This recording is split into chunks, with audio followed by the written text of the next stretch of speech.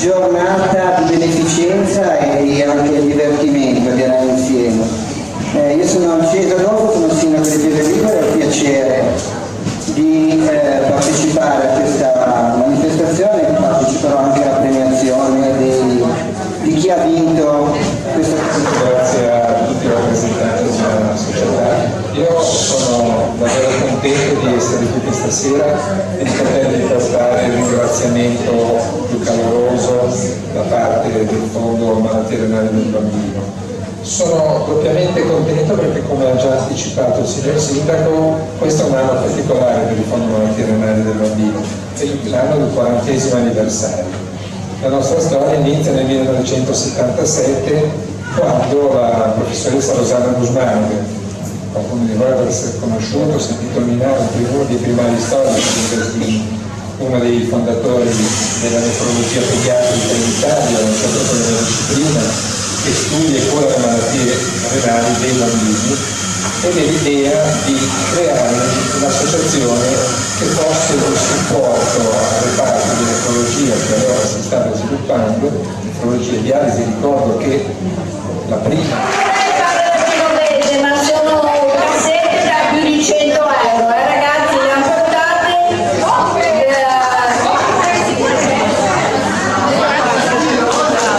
Un nostro dirigente della Grimaldi che tutti gli anni ci offre un viaggio bellissimo per 4 persone, l'auto, andata e ritorno, e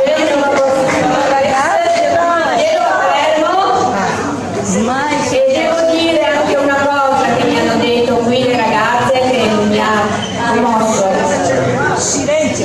La Grimaldi, se grandi navi veloci, se dei genitori devono raggiungere i Gaslini per qualsiasi motivo, fa lo sconto del 50%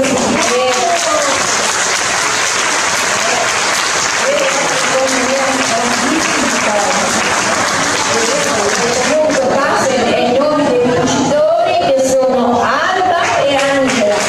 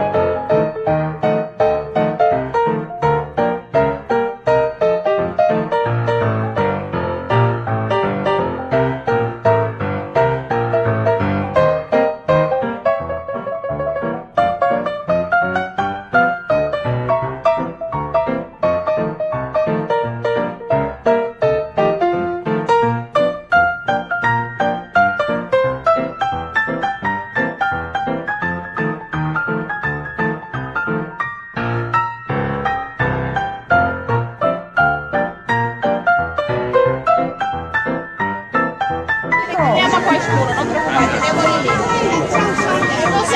lì. Ora sono messi sotto. Sì,